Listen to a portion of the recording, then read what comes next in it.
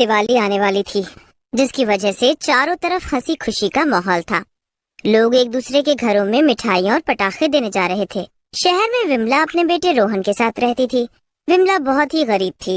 एक दिन रोहन विमला से बोलता है, माँ, सबके घर में खुशियाँ हैं, चारों तरफ रोशनी ही रोशनी है। मेरे सारे स्कूल के दोस्तों के यहाँ पर कोई न कोई गिफ्ट देने आता है, लेकिन हमारे यहाँ कोई नहीं आता।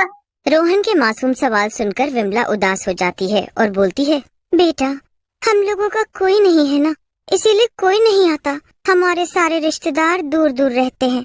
लेकिन तू चिंता मत कर, तेरी माँ है ना, तेरे लिए मैं खूब सारी मिठाइयाँ और पटाखे लाऊंगी। माँ, तुम इस दुनिया में सबसे अच्छी हो।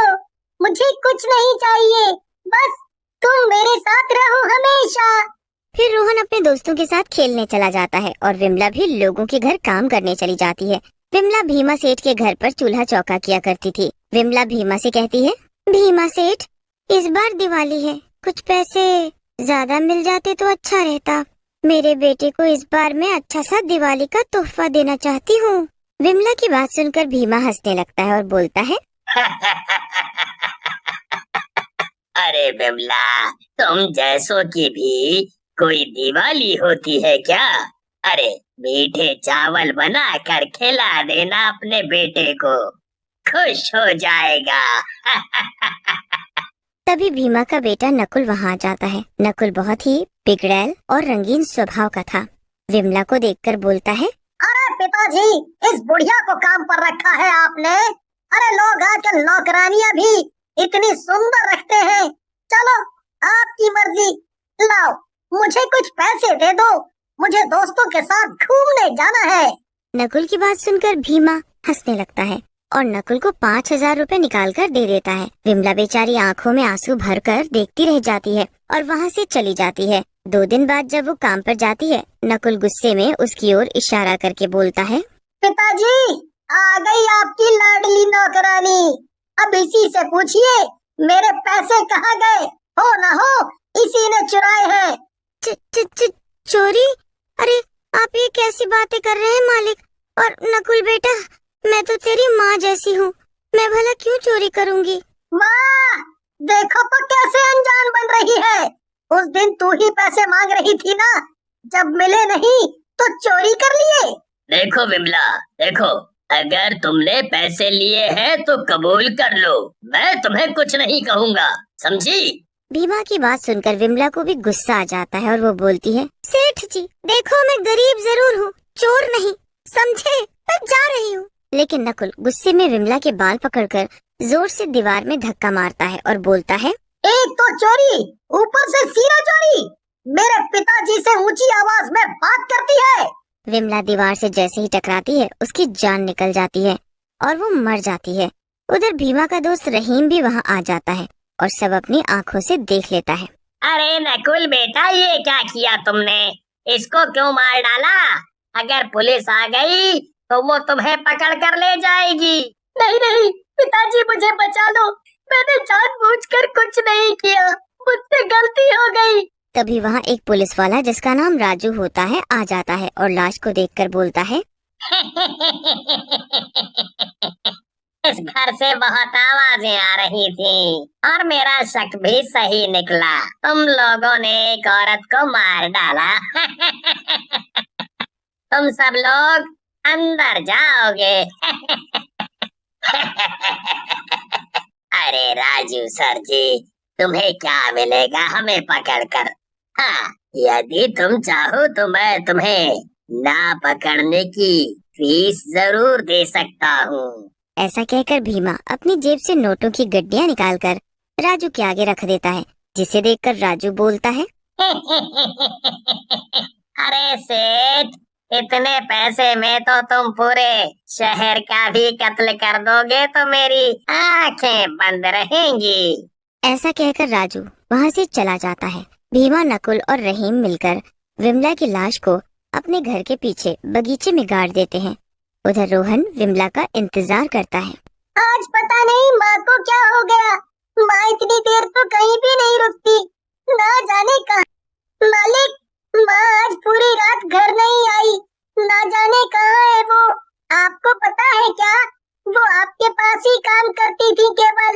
मुझे क्या पता तेरी माँ कहाँ है भाई। मेरे यहाँ से तो टाइम से चली गई थी। तू एक काम कर, कहीं और देख, शायद कहीं और हो। लेकिन सेठ जी, वो तो आपके ही घर काम करती थी, उसने मुझे बताया था। तभी नकुल वहाँ आ जाता है। वो नशे में होता है और बोलता है, एक तो ये भिखारियों को ना जाने पिताजी क्यों मुंह लगा लेते हैं। अरे पिल्ले, तुझे बोला ना वो नहीं है, चल फुट यहाँ से। ऐसा कहकर नकुल रोहन को घर से उठाकर बाहर फेंक देता है और रोहन के सर पर चोट लग जाती है। रोहन रोता हुआ सड़क के किनारे बैठ जाता है। रोहन का रोना सुनकर विमला की आत्मा कब्र से बाहर आ जाती है और एक चुड़ैल में बदल जाती है। चुड़ैल रोहन के पास जाती है, लेकिन अदृश्य होने के कारण रोहन उसे देख नहीं पाता। मेरे बेटे को मैंने जीते जी कभी रोने नहीं दिया, लेकिन इन दुष्टों के कारण वो रो रहा है। मैं इन दुष्टों को ऐसा दंड दूंगी कि पूरी दुनिया इसे याद रखेगी। ऐसा कहकर चुड़ैल रोहन के सामने आ जाती है और रोहन के सर पर हाथ फेरती है। माँ के हाथों का स्पर्श पाकर रोहन उठ जाता है। माँ, तुम आ गई। माँ, तुम कहाँ थी? तुम्हें पता है ना, मैं तुम्हारे बिना नहीं रह सकता, लेकिन तुम ऐसी क्यों दिख रही हो? रोहन की बात सुनकर चुड़ैल रोते हुए बोलती है, तुझे मेरे बिना जीने की आदत डालनी होगी बेटा। ये दुनिया इतनी अच्छी नहीं है, इसने तेरे से तेरी माँ छीन ली। मेरी जान ले ली। ऐसा कहकर चुड़ैल रोहन को सारी बात बताती है, जिसे सुनने के बाद रोहन बोलता है, तुम चिंता मत करो माँ, मैं उन दुष्टों की जान ले लूंगा। मुझे एक बार बड़ा हो जाने दो, मैं इस पूरी दुनिया को आग लगा दूंगा जिसने मुझसे मेरी माँ को छीना है। रोहन और चुड़ैल बातें कर रहे होते हैं कि तभी वहाँ पर एक बाबा आते हैं। चुड़ैल और रोहन उन्हें देखते ही रह जाते हैं। रोहन बेटा, ऐसे नहीं बोलते। अगर पूरी दुनिया ही इतनी खराब होती तो कब का खत्म हो गई होती। ये दुनिया इतनी बुरी भी नहीं है। न जाने बाबा की आवाज में क्या जादू था, रोहन बिल्कुल शांत हो जाता है। ये देखकर चुड़ैल बाबा से बोलती है, बाबा, आप कोई सिद्ध पुरुष लग रहे हैं, आप मेरे रोहन का ख्याल रख लीजिए। मैं इस चुड़ैल के रूप में इसको अपने साथ नहीं रख सकती। चुड़ैल की बात सुनकर बाबा हंसने लगते हैं और बोलते हैं, सही कह रही हो बेटी, और इसी के लिए मैं यहाँ आया हूँ। तुम्हारे रोहन को अभी बहुत से काम करने हैं इंसानियत के लिए। आज से रोहन मेरे साथ ही रहेगा, मैं इसे ले जा रहा हूँ। ऐसा कहकर बाबा रोहन को लेकर वहाँ से चले जाते हैं। चुड़ैल रोते हुए अपने प्यारे बेटे को जाते हुए देखती है। फिर चुड़ैल भीमा के घर की तरफ मुड़ती है और सोते हुए भीमा को उठाकर बोलती है, उठ दुष्ट भीमा, सोया क्यों है? देख अपने पिल्ले की हालत। भीमा हड़बड़ाकर उठता है। चुड़ैल ने नकुल को फांसी के फंदे से लटकाया होता है। ये देखकर भीमा चुड़ैल के पैरों में गिर जाता है, लेकिन चुड़ैल हंसते हुए बोलती है, तुमसे तो गलती हो ही नहीं सकती, क्योंकि तुम अमीर आदमी हो ना। लेकिन आज मैं देखना चाहती हूँ तुम्हारी दौलत क्या तुम्हारे बेटे को बचा सकती है। ऐसा कहकर चुड़ैल रस्सी खींच देती है। रस्सी के खींचते ही नकुल को फांसी लग जाती है और वो मर जाता है। ये क्या किया विमला? ये मेरा इकलौता बेटा था, मैं अब कैसे जीऊंगा? मेरी जान ले लेती। तेरी जान ले लेती तो तुझे किसी और की जान की कीमत कैसे पता चलती? अब तू मेरे बेटे की तरह अकेला रहेगा, जैसे मेरे बिना वो रह रहा है। ऐसा कहकर चुड़ैल वहाँ से चली जाती है, लेकिन चुड़ैल के जाते ही भीमा के शरीर में लकवा लग जाता है और उसका आधा शरीर काम करना बंद कर देता है। बाबा ये देखकर हंसने लगते हैं और रोहन से बोलते हैं, बेटा, तुम्हारी माँ ने अपना बदला ले लिया और भगवान के पास चली गई, और अब तुम भी उनके सपनों को पूरा करो। दीनापुर शहर में सरोज नाम की एक गरीब विधवा औरत अपनी बेटी मुस्कान के साथ रहती थी। सरोज जब शादी होकर आई तब सब कुछ ठीक था, पर पति के एक हादसे में अचानक देहांत के बाद सरोज की जेठ जेठानी ने सब कुछ अपने कब्जे में कर लिया और खुद अच्छी जमीन जायदाद के मालिक बनकर पड़ोस में ही एक टूटा घर सरोज को रहने के लिए दे दिया। सरोज को जीवन जीने के लिए पैसों की जरूरत थी, इसलिए उसने आसपास के घरों में झाड़ू पोछे का काम करना शुरू कर दिया। सरोज की बेटी मुस्कान अब 8 साल की हो गई थी। एक शाम, ताई जी, मैंने सोनम की गुड़िया नहीं तोड़ी। मैं तो इसके साथ खेलने भी नहीं आ रही थी। सोनम ने खुद ही खेलते हुए गुड़िया का हाथ मोड़ा था। भिखारिन की औलाद, मेरी फूल सी बच्ची पर झूठा इल्जाम लगाती है। चल जा यहाँ से, वरना इतना मारूंगी ना कि नानी याद आ जाएगी। तभी सरोज काम से वापस आ जाती है। वो मुस्कान को रोता देख घबरा जाती है। मुस्कान रोते हुए उसे सारी बात बताती है। माँ, मैंने सचमुच सोनम की गुड़िया नहीं तोड़ी थी। चुप हो जा मेरी रानी बिटिया, मुझे पता है मेरी मुस्कान कभी झूठ नहीं बोलती। जिसको जो कहना है कहने दो। भगवान हमारा सच जानते हैं, हमें किसी और को प्रमाण देने की जरूरत ही नहीं। अच्छा सुन, ये देख आज मैं तेरे लिए क्या लाई। जामुन, मेरा जामुन खाने का बहुत मन था। रुको मैं धोकर लाती हूँ, फिर आप और मैं मिलकर जामुन खाएंगे। सरोज की आंखें आंसुओं से भीग जाती हैं और वो अपनी जेठानी के पास जाती है। भाभी, आपने और जेठ जी ने मुस्कान के बाबा के जाने के बाद मेरे साथ जो भी किया वो मैंने बर्दाश्त कर लिया, पर आप मेरी मुस्कान पर अत्याचार करना बंद कर दो। मैं आपसे विनती करती हूँ, मेरा मुस्कान के अलावा इस दुनिया में कोई नहीं। मेरी बच्ची को तंग करना बंद कर दो। लो जी, तू तो ऐसे लड़ने आ गई जैसे मैं तेरी बच्ची को जान से मार दूंगी। अरे उसने मेरी सोनम की इतनी महंगी गुड़िया तोड़ दी, खुद तो उसे खरीद कर दे नहीं सकती। अगर हम अपनी बच्ची को कुछ खरीद कर दे तो तू और तेरी बेटी जल भुन जाते हो। सुनो जी, मैंने आपको पहले ही कहा था इन माँ बेटी को अपने घर के सामने रहने की जगह मत दो, पर आपने मेरी एक नहीं मानी। सरोज, आज के बाद हमारे घर अपने रोने लेकर आने की जरूरत नहीं है, नहीं तो यह घर भी तुम्हारे हाथ से जाने में देर नहीं लगेगी। फिर दर दर भटकना अपनी बच्ची को लेकर। सरोज जानती थी उसके जेठ जेठानी किसी भी हद तक जा सकते हैं, इसलिए वो चुप हो जाती है। 2 दिन बाद होली का त्योहार था। हर तरफ होली की धूम थी। गुलाल, पिचकारी, रंग, गुब्बारे, गुजिया, समोसे और ढेरों पकवान की दुकानों से बाजार सज चुके थे। सोनम भी महंगी महंगी पिचकारी खरीद कर होली खेल रही थी। होली है भाई, होली है, बुरा न मानो, होली है। मुस्कान, ये देख मेरी नई पिचकारी, मेरे बाबा ने आज ही ला कर दी है। मैं तो खूब होली खेलूंगी, बड़ा मजा आएगा। ये ले, मैंने तुझे होली के रंगों से भिगो दिया। अब तू कैसे बचेगी बता? माँ भी आज मेरे लिए नई पिचकारी लाएंगी, देखना। फिर मैं भी तुझ पर अपनी पिचकारी से रंग छोड़ूंगी, फिर तुझे भी पूरा गीला कर दूंगी। अरे तेरी माँ के पास इतने पैसे कहाँ जो तेरे लिए मेरी सोनम जैसी पिचकारी ला कर दे। ये ले सोनम बेटा, गरम गरम गुजिया खा और खूब होली खेल। उधर सरोज काम निपटाकर घर जा ही रही थी। अच्छा हुआ आज तनख्वाह के 3000 रुपए मिल गए। अब इन रुपयों से महीना भी आराम से निकल जाएगा और परसों होली भी है। मुस्कान के लिए पिचकारी, रंग और होली की मिठाई खरीद कर ले जाती हूँ। दुकान पर तो बहुत भीड़ है, पर लेना तो पड़ेगा, कल और भीड़ हो जाएगी। भैया ये पिचकारी कितने की दी?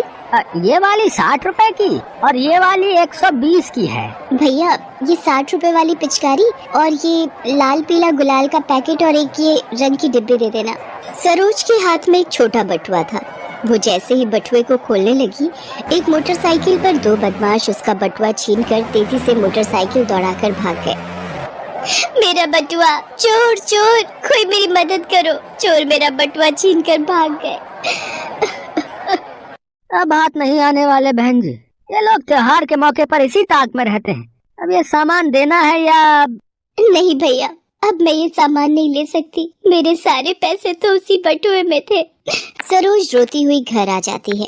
ओ बुढ़िया, तुझे कितनी बार बोल चुकी हूँ आगे का घर देख, हमें तेरी ये बेकार सी पुरानी पिचकारी नहीं खरीदनी। कितनी धूल और मिट्टी लगी है पिचकारी पर, सुबह से एक भी पिचकारी नहीं बिकी। बेटी, अगर तुम एक पिचकारी खरीद लोगी तो कुछ खाने का ले लूंगी। सुबह से कुछ नहीं खाया, खरीद लो बेटी, तुम्हारी बड़ी मेहरबानी होगी। ये बुढ़िया ऐसे नहीं मानेगी, इसे तो धक्का देकर ही हटाना होगा। सरोज की जेठानी पिचकारी बेचने वाली बूढ़ी औरत को जोर से धक्का दे देती है। तभी सरोज आकर उस बूढ़ी औरत को संभाल लेती है। अम्मा, आपको लगी तो नहीं? आइए आप मेरे साथ मेरे घर चलिए। तुम्हारा बहुत बहुत शुक्रिया बेटी, अगर तुम ना आती तो ना जाने मुझे कितनी चोट आती। अम्मा ये लो, आपको भूख लगी थी, मेरे पास ये रोटी और गुड़ है। रोटी और गुड़, ये तो बहुत स्वादिष्ट है।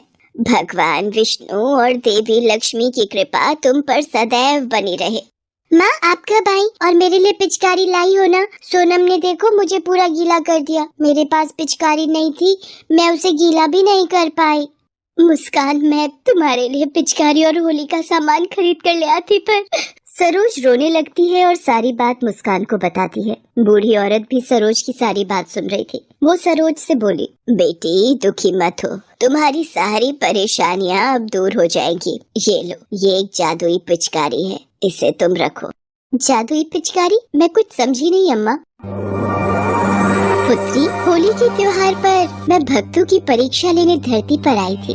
तुमने मेरी सेवा की, मुझे भोजन खिलाया, इसलिए मैं तुम्हें ये जादुई पिचकारी उपहार स्वरूप दे रही हूँ। तुम जब भी इस जादुई पिचकारी को चलाओगी, इसमें से सोने के सिक्के निकलेंगे और तुम्हारी सारी निर्धनता दूर हो जाएगी। इतना कहते ही देवी लक्ष्मी अंतर्ध्यान हो गई। सरोज हाथ जोड़े देवी लक्ष्मी के आगे खड़ी थी। उसने जैसे ही पिचकारी को चलाया, पिचकारी में से सोने के सिक्कों की बौछार होने लगी। देवी लक्ष्मी, आपकी जय हो, आपने मेरी सारी निर्धनता दूर कर दी। माँ, ये तो सचमुच जादुई पिचकारी है, इसमें से तो सोने के सिक्कों की बौछार हो रही है। माँ, अब मुझे नई पिचकारी और गुजिया लाकर दोगी ना? हाँ मेरी बच्ची, अब हम होली खूब धूमधाम से मनाएंगे। सरोज उन सिक्कों को बेचकर मुस्कान के लिए होली का ढेर सारा सामान और नई पिचकारी खरीद कर लाती है। सरोज एक गरीब और लाचार जिंदगी जीती आई थी, इसलिए उसे पता था कि गरीबी का दुख क्या होता है। सरोज ने बहुत सारे अनाथ आश्रम और वृद्धाश्रम में भी होली पर खूब सारी पिचकारी और रंग गुलाल, ढेर सारे पकवान बांटे। गरीबों और जरूरतमंदों को भी सरोज ने होली पर बहुत सारा खाने पीने का सामान बांटा। सरोज को ऐसा करते देख उसके जेठ जेठानी ये बात हजम नहीं कर पा रहे थे। सोनम ने मुस्कान से बातों बातों में सारी सच्चाई जान ली और अपने माता पिता को बता दिया। अच्छा, तो इस भिखारिन के पास जादुई पिचकारी आ गई है जो सोने के सिक्के उगलती है। सुनो जी, ये पिचकारी अब हमारी होगी। सोनम, तुझे पता है ना कि क्या करना है? सरोज अभी किसी काम से बाहर गई हुई है, तू जल्दी से मुस्कान से वो जादुई पिचकारी लेकर आ जा। मुझे पता है वो सीधी सादी है, बड़े आराम से दे देगी। मुस्कान, क्या थोड़ी देर के लिए मैं तेरी जादुई पिचकारी घर ले जाऊं? ये ले सोनम जादुई पिचकारी, पर थोड़ी देर में दे जाना। माँ, पिताजी, ये लो, मैं पिचकारी ले आई। ये क्या, इसमें से तो कुछ भी नहीं निकल रहा। ये सरोज तो बहुत झूठी निकली, ये कोई जादुई पिचकारी नहीं है। जेठानी के इतना कहते ही पिचकारी का आकार बड़ा हो जाता है और वो जेठ जेठानी पर डंडों की तरह बरसने लग जाती है। हाय, मैं मर गई, ये पिचकारी तो हम दोनों को पीट रही है। रुको, मैं चाची को बुला कर लाती हूँ। सरोज, इस पिचकारी को बोल, ओ हमें माफ कर दे, हमसे गलती हो गई। हे देवी लक्ष्मी, इन दोनों को माफ कर दो। अगर इन दोनों को कुछ हो गया तो बेचारी सोनम का क्या होगा? पिचकारी पीटना बंद कर देती है और अपने आकार में आ जाती है। कुछ दिनों बाद सरोज अपनी बेटी मुस्कान के भविष्य की खातिर वो जगह छोड़कर कहीं और रहने चले जाती है।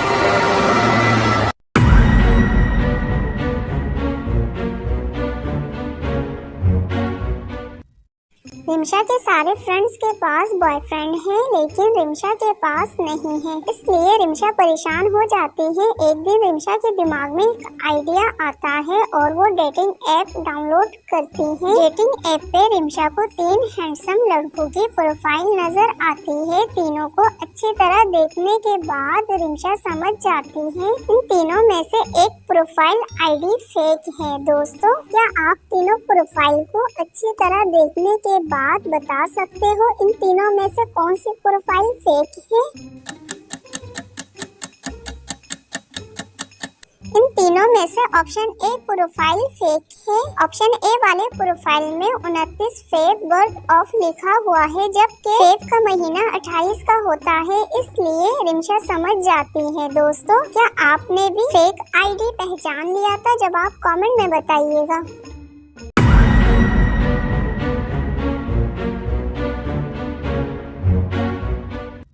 चोर आलिया के घर से चोरी करके फरार हो जाता है।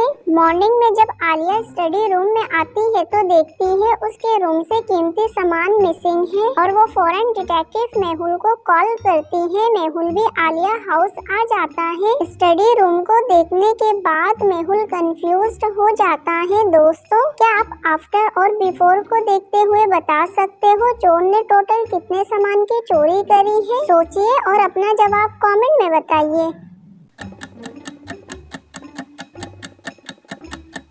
रोन ने स्टडी रूम से टोटल 5 सामान की चोरी करी थी। दोस्तों क्या आपने भी ऑप्शन 5 सिलेक्ट किया था? कमेंट में बताइएगा।